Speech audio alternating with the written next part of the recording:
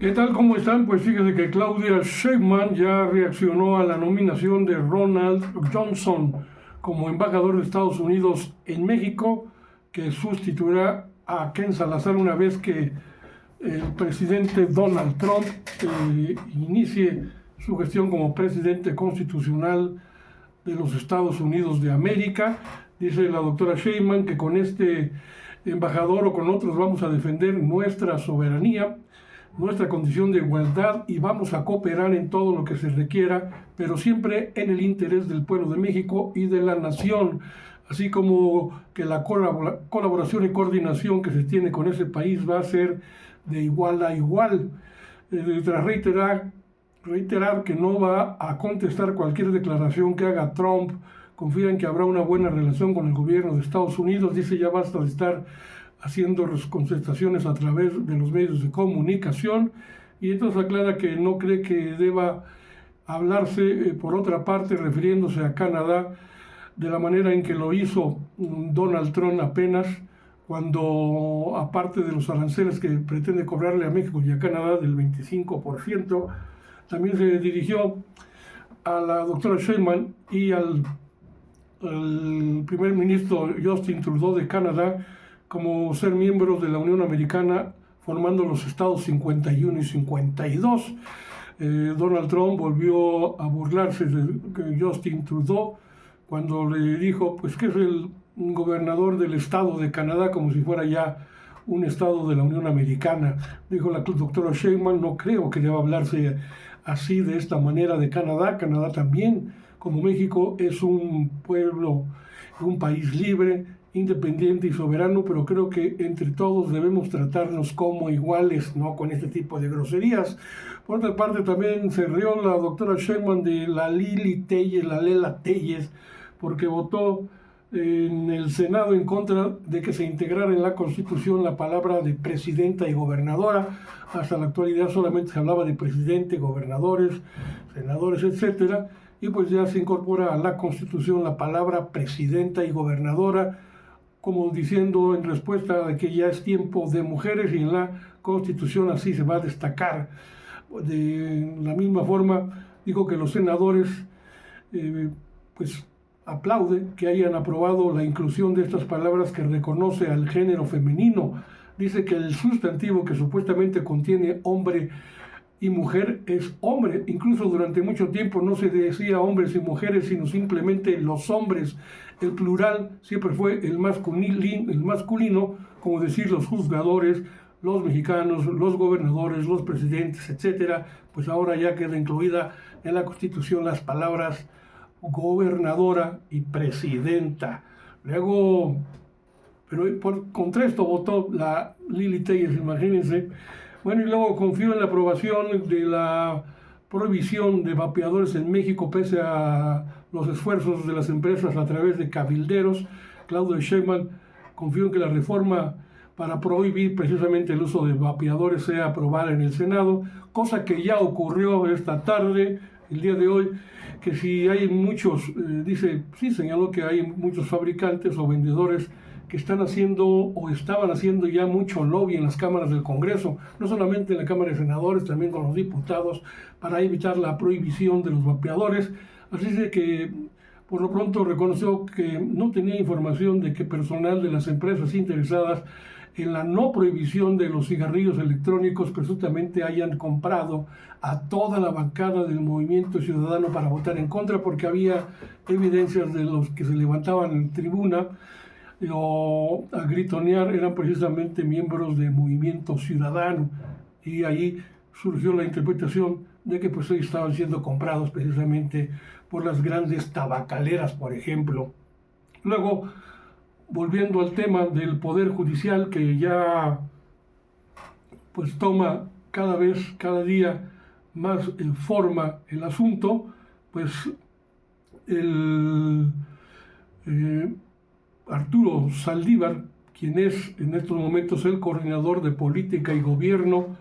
habló sobre el comité de evaluación del Poder Ejecutivo, en este caso, que tiene un avance del 84% de la verificación de requisitos de elegibilidad de las personas aspirantes a la elección de jueces, magistrados y ministros. También en este aspecto deben estar el Poder Legislativo, senadores y diputados, así como la Suprema Corte de Justicia de la Nación. Dice que las personas inscritas en el Comité de Evaluación del Poder Ejecutivo son 18.447, los expedientes revisados han llegado a 15.534, faltarían expedientes por revisar alrededor de 2.914 hasta el momento. De todos los expedientes revisados hasta el 11 de este mes de diciembre, o sea,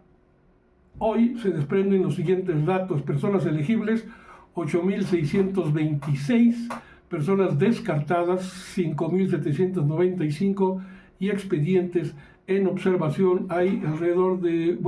exactamente 1.112 personas. Así están las cosas. Por su parte, hay que hablar de también el pronunciamiento que hizo la consejera jurídica de la presidencia, Ernestina Godoy, quien informó que los congresos de los estados ya avanzan en las reformas que armonizan la ley del Poder Judicial en las constituciones locales. El gobierno, o más bien el Poder Legislativo del Estado de México, ya lo hizo, y entonces el avance sigue y sigue hasta llegar al término de la elección de los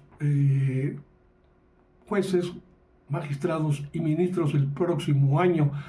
En este aspecto, la doctora Sheinbaum negó que hubiera amenazas en contra de la Suprema Corte de Justicia de la Nación, como lo expresó la propia presidenta de la Suprema Corte, Norma Piña, en su último informe, segundo y último informe, sobre que había un presunto autoritarismo y amenazas contra la Suprema Corte para llevar a cabo la reforma del Poder Judicial desde la Presidencia de la República. Entonces, a esto respondió la doctora Sheinbaum, quien niega que haya habido amenazas hacia algún juez, magistrado o ministro, tanto de su parte como la del propio presidente Andrés Manuel López Obrador en su momento. Dijo textualmente: es falso que haya habido amenazas desde el Ejecutivo, ni el presidente López Obrador, ni de nuestra parte ha habido amenazas a ninguna persona juzgadora. Y pues hay que recordar que en su momento el propio presidente López Obrador hablaba sobre la necesidad de que el propio Poder Judicial fuera el que se reformara a sí mismo y no tener que ir